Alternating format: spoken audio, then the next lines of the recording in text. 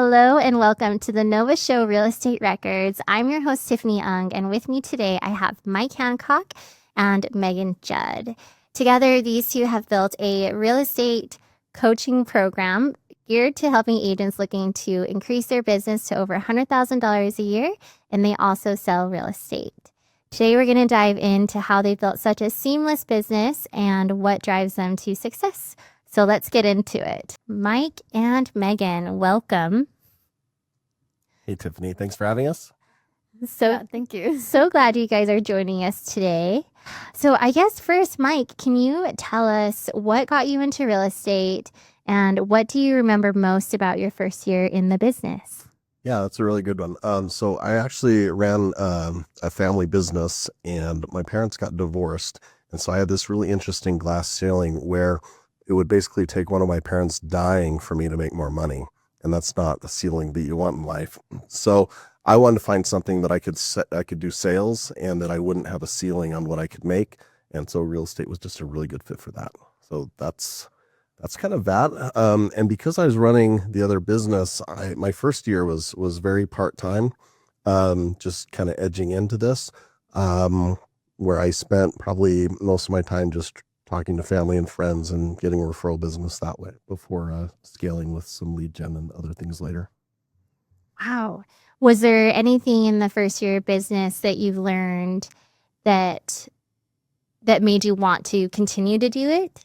I think it was the first paycheck where I made, like, on my first house sale, I made probably what would have taken me about 2.5 months to earn in my other W-2 job. So just seeing that and the ability for that to add up quickly was really exciting. Wow. And Megan, can you tell us, how did you first connect with Mike and what made you decide to team up with him? Okay. So it's 10 years ago. I was actually selling my house and buying a new one, and he was helping us do that. And so that's kind of how we first met. And I hadn't gotten into real estate yet.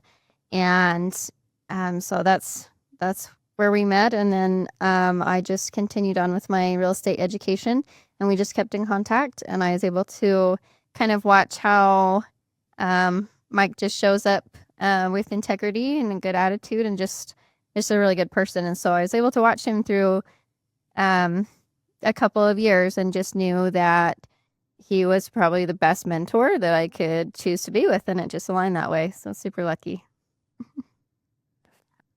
Looking back, what were some defining lessons that shaped how you both run your business today?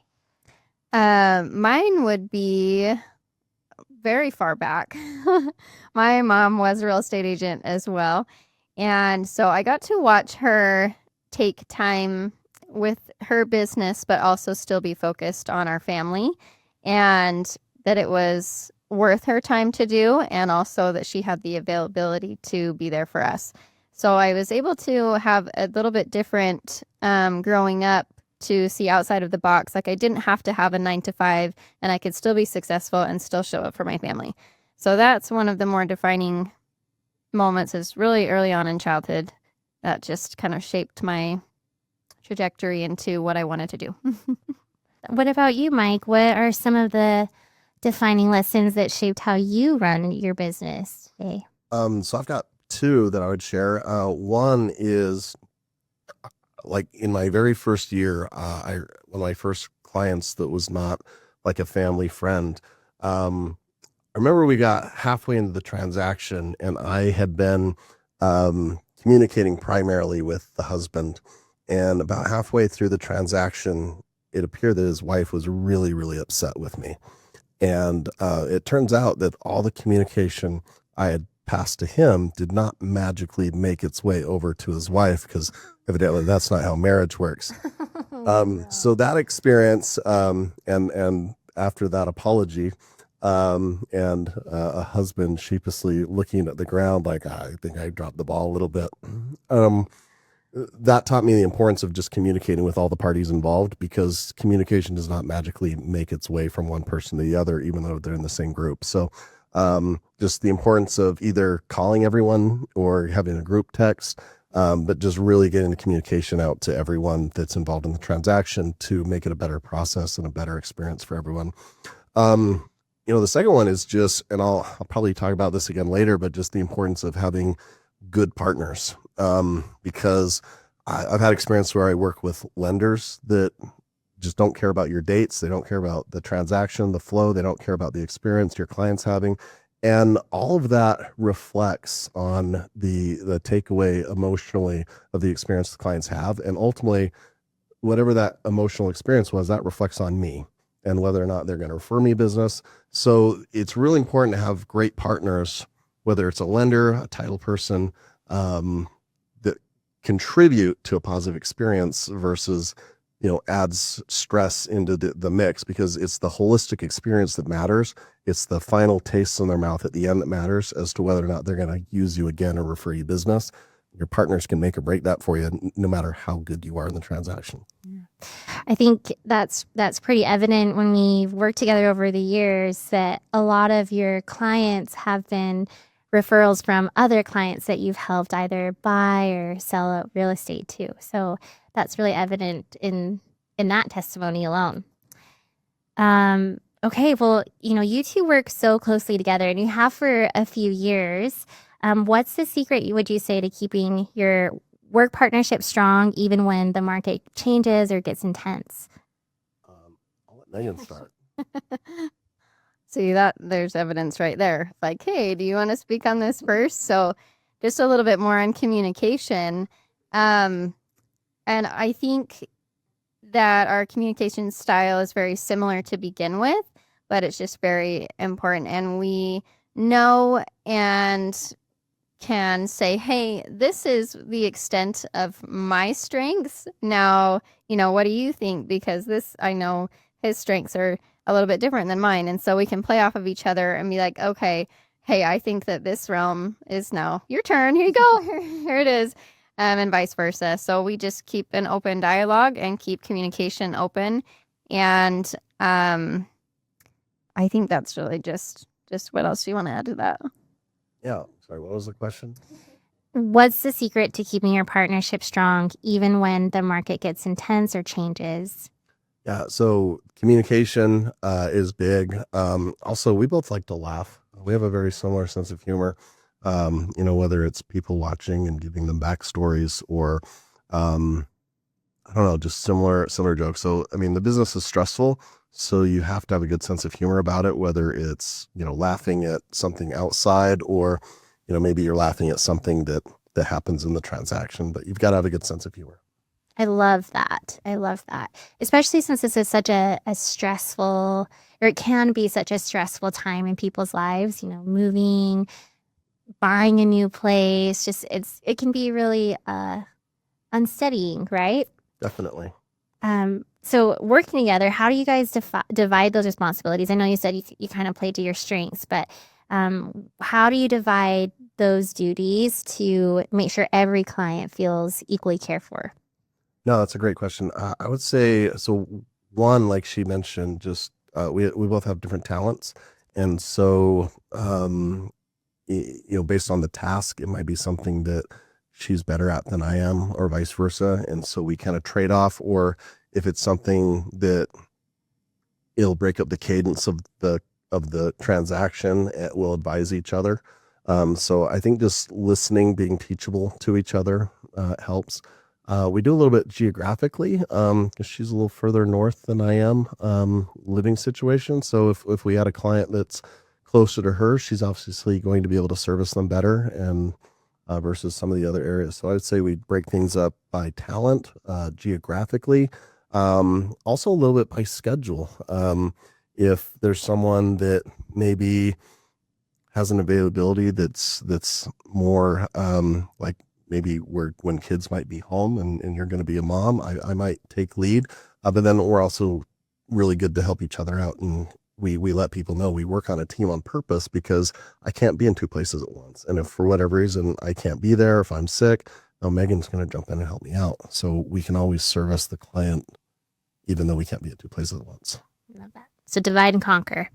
Yeah, it definitely makes a difference when like we were talking earlier about like a group text message too. We really like that a lot because then we're all on the same page, and that just helps communication. And so, if you're at a hockey game and somebody has a question, I can answer it immediately. Or if I'm doing a mom thing, he can answer it quickly. And then we're on the same page there. So it works out that way. All right. So Utah's market today has been unpredictable. What has surprised you most about how buyers and sellers are behaving this way or responding to today's market?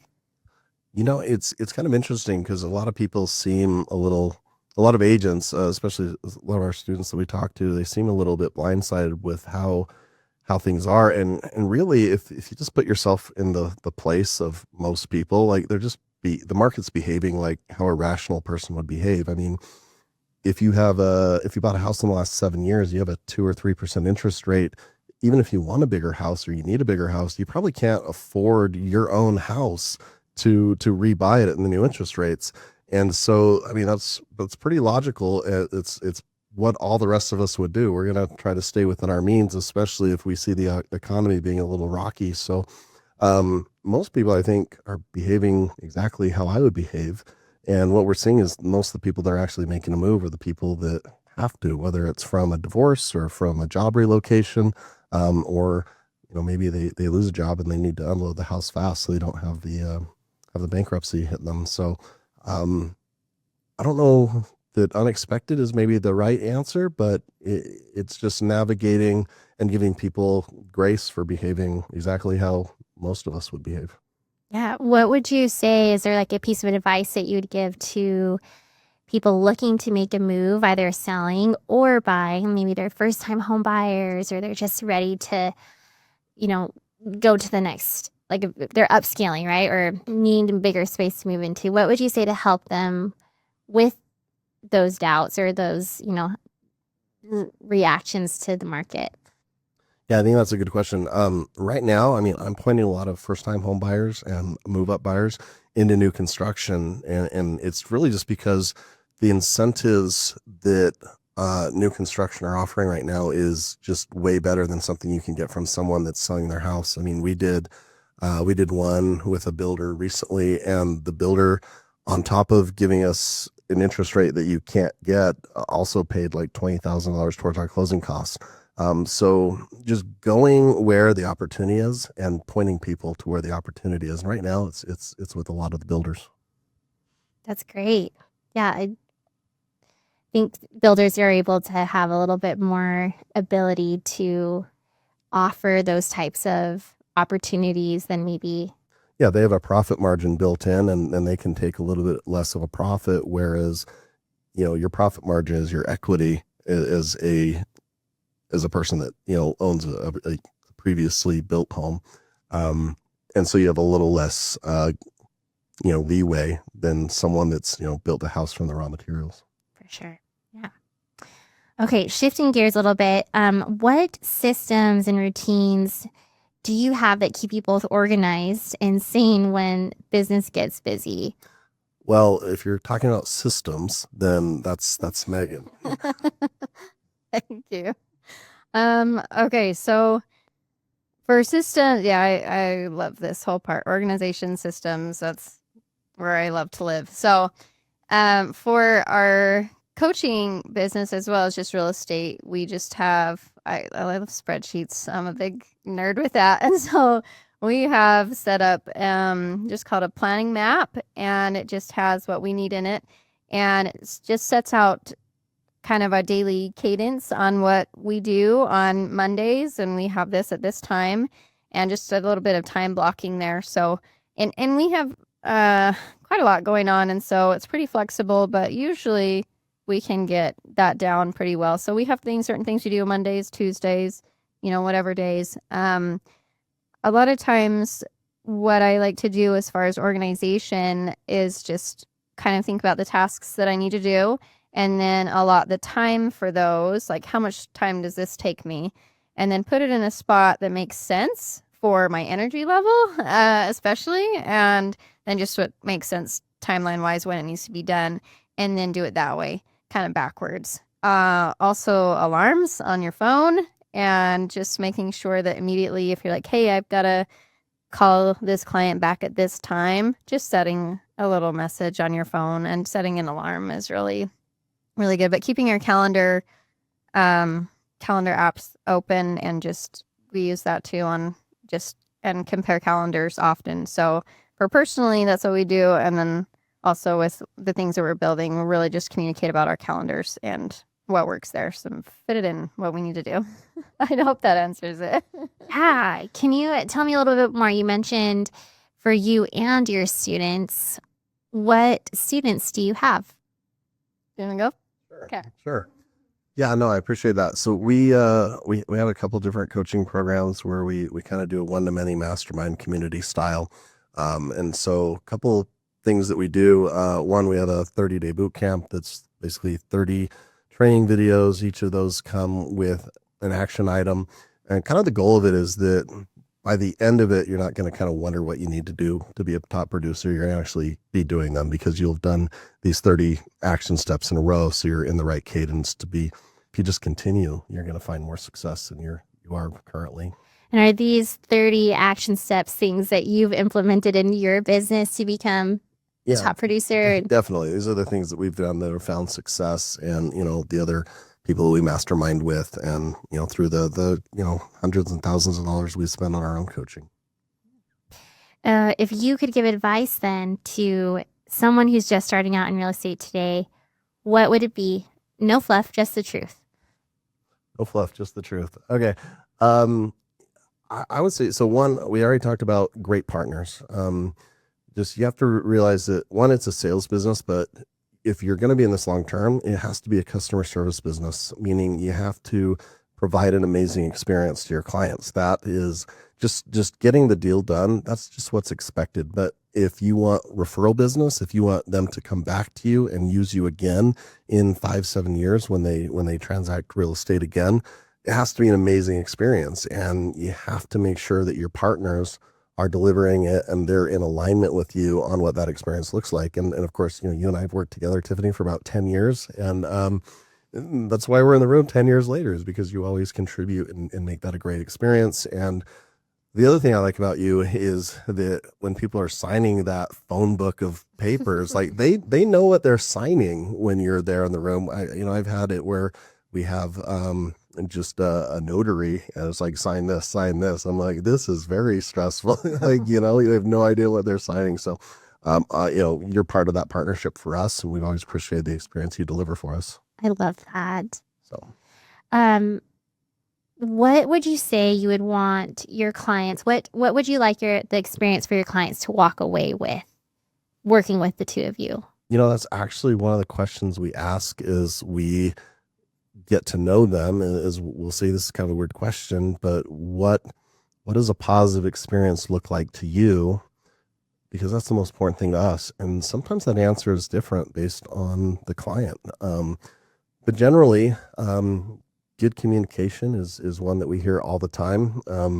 I think we've all been in situations where the other side is a horrible communicator, and maybe we feel ghosted or we feel unheard, and that always makes stress go up. And so solid communication, whether it's calendar invites or just picking up the phone, letting the other side know what's happening at all times, goes a really long way in providing a great experience. Megan, did you have more you wanted to add to that? No, just that's one of the things, going back to how I knew that Mike would be a great mentor to learn from, is that he would ask questions like that directly to you. Hey, how do you want this to go? And I think, I don't know, there have been a lot of people that don't have a good experience with real estate. I guess with all industries really, but you just have to be straightforward and be like, hey, surprises equal stress. How do you want this to look? And some people do. They want to be babied and held hands through the whole thing. And some people are like, nah, this is my 5th home. Just shoot me a text every once in a while. And obviously we do more than that because that's how we operate. But it's good to know where they stand and what they need so that we can both show up, and then having the team to be able to do that together instead of just one person. They've got a team on their side too. So just asking, you just got to ask those questions. we give you one more for new agents? Yeah. So one of the biggest things, people get into this business and they're surprised to learn that they're kind of a telemarketer all of a sudden. We spend a lot of time on the phones, and that catches a lot of people off guard. And part of the problem is we see this just because we do coaching is there's so many people out there that are trying to coach agents saying, you don't have to talk to people. And the reality is it's a sales job, meaning it's a people job. It's a relationship job. You have to talk to people. And quite frankly, the more people you talk to, the more likelihood you're going to win and succeed. I love that. That's so true. It reminds me of that saying. It's an adage, but it's like you gotta shoot your shot. Like, the more shots you take, you might miss more, but you'll also make more. That's amazing. And it's definitely a numbers game. Yeah. So as the two of you think about growth, how do you plan to keep those personal touches and that client experience that you're creating while expanding both your coaching business as well as your sales business? I think one of the biggest conversations we've had is that one of the cool things about this business is you don't need to necessarily expand in numbers of transactions, but you can go to a higher price point. So part of our move is to move up in price point. We're hoping to do that in conjunction with our sphere. I mean, as they sell homes and buy bigger homes, we're moving up with our sphere, but then just purposefully doing our prospecting to a higher price point of clients so we can grow without necessarily having to grow the number of hours we have to put into the business. Yeah, I think that's good. All right. Last question for you guys. What's one goal outside of real estate that keeps you motivated and balanced? All right, this one's easy, especially both of us. It's just my family and my kids for sure. That's the biggest focus. And knowing your why, and it's just to create the best experiences for them and to be able to show up for them and not miss, big life events and be able to just provide the best experiences for them. And I think we're similar that way. If you want to add, we had a good talk about this. Yeah, for me, my big why is just providing epic experiences for my kids, and helping them to chase whatever their dreams are in their interest. I've got a son, and that's combat robotics. So we build robots and we go fight them. And if you're building things to break them, that gets expensive. So, having the money to do that. I've got another daughter that she plays in 2 or 3 bands and records her own music. So for us, it's going to see live music. So it's putting her on the rail at an AC/DC concert. So she's looking up at Angus 7 feet away, or being in a mosh pit at Lincoln Park. And we travel and go see these amazing bands. She's 17 and just almost at 100 live bands that she's seen. So just providing epic experiences for my kids. And then we both have a lot of daughters. So for me, I just want to ruin my daughter for all the guys that are going to come in the future. Like, Let her know how. Just like, this is how you should be treated, right? Oh my gosh, that's unbelievable. I think that it's really clear that experiences are important to you, to be able to help create experiences for not just the clients that you work with, but for your family, for each other, for your students that you work with, that's something that people will gain from working with you guys, which is amazing. Yeah, I think that's important. Like, to me, experiences are, they're not tangible. And there's a lot of stuff in the world, and stuff breaks and stuff gets stolen and we lose interest in stuff. But amazing experiences stick with us forever. Yeah, that's beautiful. Okay, is there anything else that you guys would like to share with everyone today? Anything about you or the team or the coaching business? We'll edit this. Sure. Yeah. One of I guess maybe one more thing that I like to really talk to people about with real estate, I call it the story bank. And a big part of our emotions and how we react to people, a lot of times are tied to stories. And we're often captivated by stories, whether it's movies or books. Like, these are things that hold long-term attention versus just, kind of we're in a kind of I don't know, we kind of have a lot of ADHD. Short attention really short attention spans, right?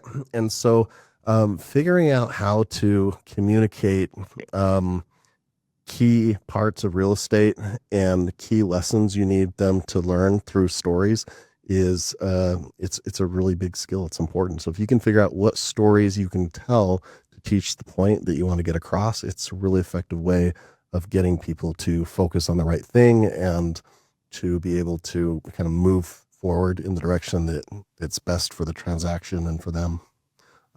So that would be one thing. You want to talk about kind of working out a little bit?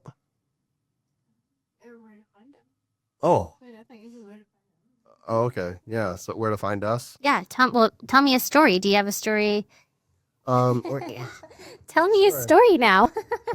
Oh goodness. Now, okay, I've got this great story. This is not so much. It's just a funny story, but I remember I was headed to show home to a client, and I realized I hadn't eaten all day, so I stopped at the Pie and got a big slice of pizza. I got a whole pizza, but I was eating the pizza on the way, and it all fell off onto my shirt, like the whole cheese and sauce. And so I show up, and I've got this big red triangle on my white shirt. And I'm like, what am I going to do?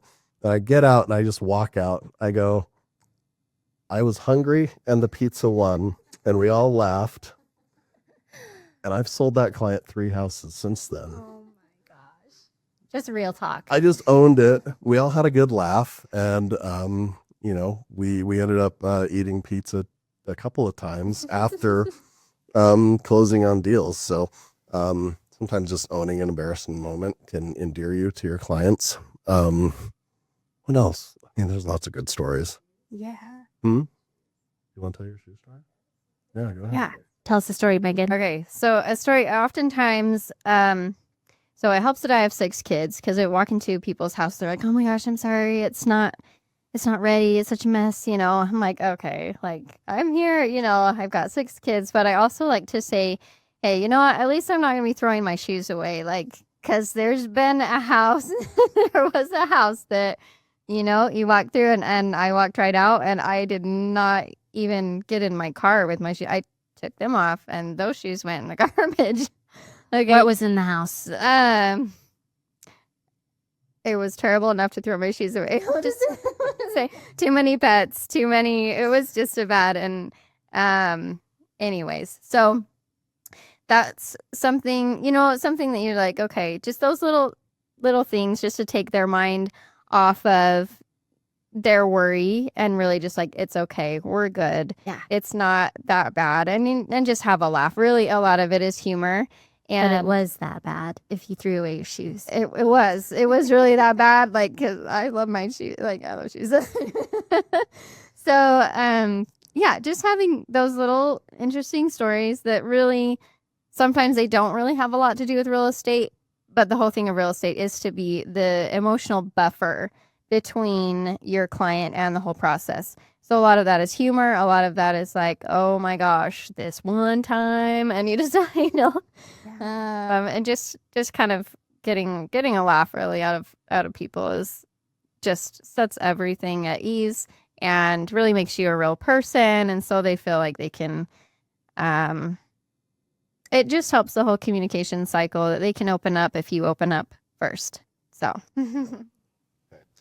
okay. So I've got one story that I use a lot, and that's, when it comes to a lot of times when I'll offer to have my preferred lender, because again, I want as many of my relationships involved as possible, not so much because of the relationship, but just because I know my partners are going to provide a great experience. And we've all had a lot of clients use Uncle Bob, the lender, and it goes horribly wrong, and it's an amazingly bad experience. But a lot of people like to go to their local credit union, and I'll say, hey, I actually had a client that, same credit union, and, they did ultimately a good job, but the challenge is like, when are you going to be looking at homes? And they'll often say, well, when I'm off work. I'm like, yeah. And when does the credit union close? They're like, well, when I'm off work. And the challenge that I like to point out is like, well, when we're out on a Friday night at 10 o'clock and you find the right house and you want to know what your payment's like, are you going to get your credit union on the phone to tell you what the payment is?